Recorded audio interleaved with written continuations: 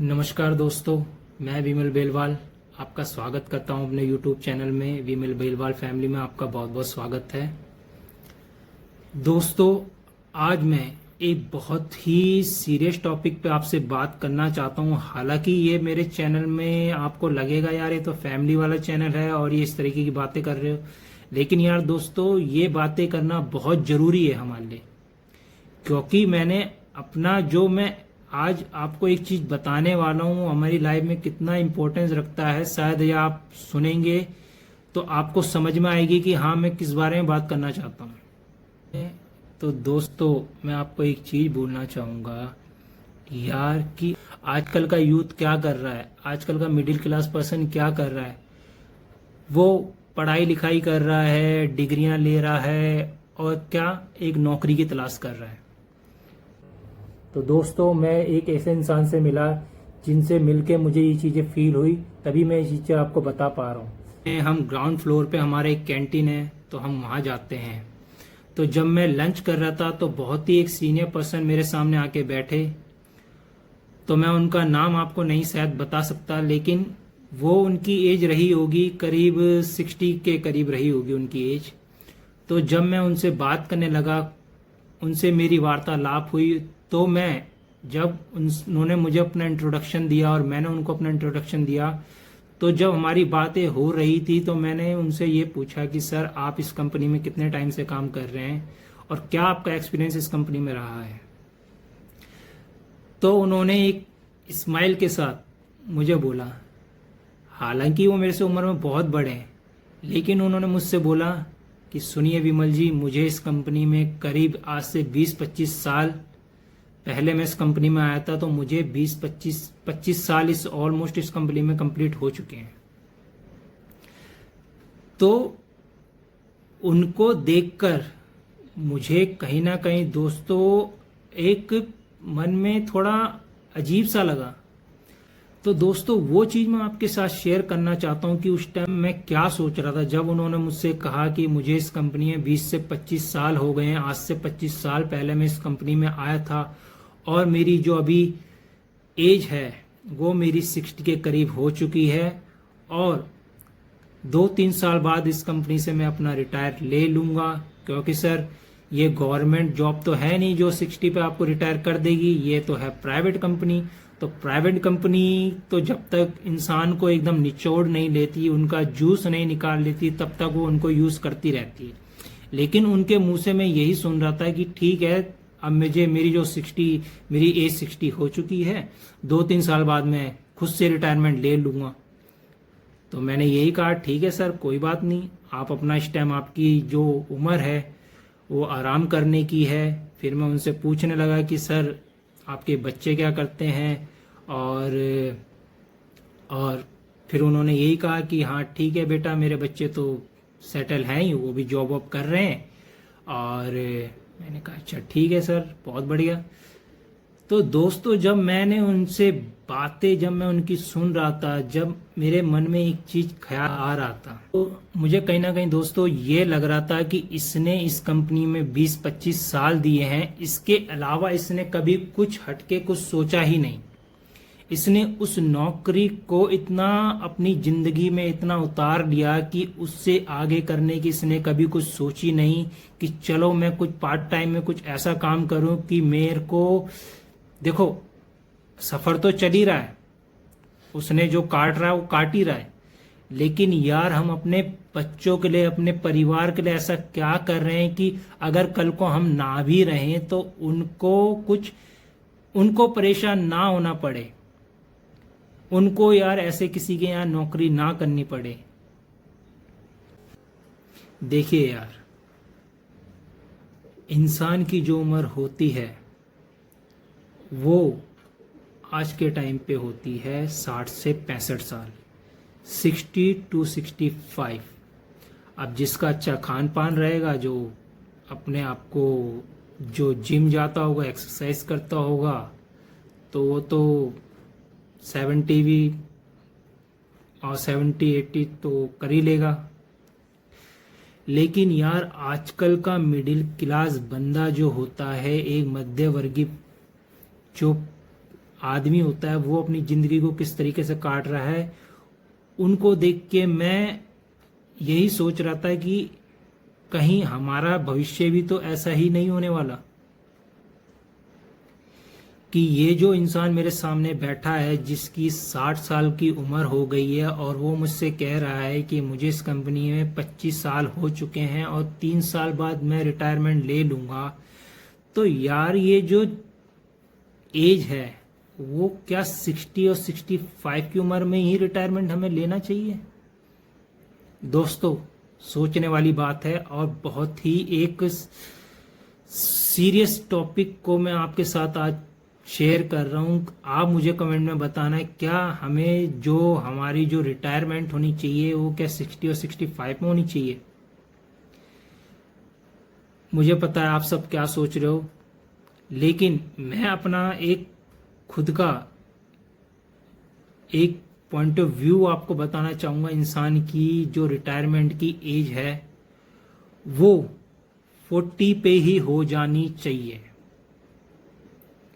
40 as में उसकी retirement हो जानी चाहिए, क्योंकि उसको जितना भी देखो नौकरी करो, मैं ये नहीं कहता देखो बिना नौकरी के घर नहीं चलता, लेकिन नौकरी के साथ आपको कुछ ऐसे सोर्स और इनकम बनाने पड़ेंगे कि अगर आप काम पे ना भी जाओ तो वो सोर्स और इनकम आपको पैसिव इनकम के रूप में आपको मिलती रहे और आप 40 साल के बाद आप रिटायरमेंट ले सको। क्योंकि दोस्तों देखो होता क्या है, हम लोग किस तरीके के अपनी जिंदगी को काट रहे हैं आपने देखा होगा। हर इंसान, हर मध्यवर्गीय जो एक मध्यवर्गीय जो लोग होते हैं वो अपनी जिंदगी को, अपनी जीवनी को किस तरीके से जी रहे हैं।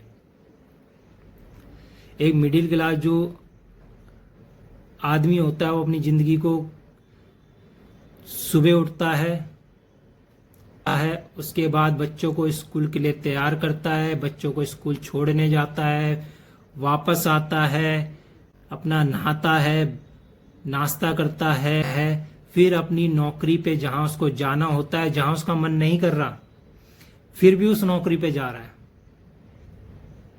क्यों? इस क्यों का कारण यही है दोस्तों, मजबूरी। लेकिन ये मजबूरी हमें बनानी ही क्यों है यार? ये मजबूरी क्यों हम अपने आप को इतना किसी और पे निर्भर कर देते हैं कि यार जब तक हम वहां जाएंगे नहीं तो वो हमें देगा नहीं, और जब वो देगा नहीं तो हमारा घर चलेगा नहीं। तो क्यों हम अपने आप को अपने माइंड को क्यों हम इस तरीके से डेवलप नहीं कर रहे हैं कि अगर वहां ना भी जाएं तो भी हमें पैसा आए और हम 40 साल के बाद रिटायर हो सकें और फिर हम अपने लिए जो हमको जिंदगी जीनी है उस तरीके से हम जी सकें, अपने बच्चों के साथ, अपने परिवार के साथ खुश रह सकें। आपने देखा होगा बहुत से लोग यंग एज में ही जिस टाइम अपना 7-8 घंटे हम अपनी जॉब पे बिता रहे होते हैं, वो हॉलीडे वेकेशन के लिए अपना प्लान कर रहे होते हैं कि यार आज हमें वहां जाना है, आज हमें वहां जाना है, आज हमें ऐसे रहेंगे, वहां इस तरीके से एंजॉय करेंगे। कैसे कर पाते हैं वो लोग ऐसा?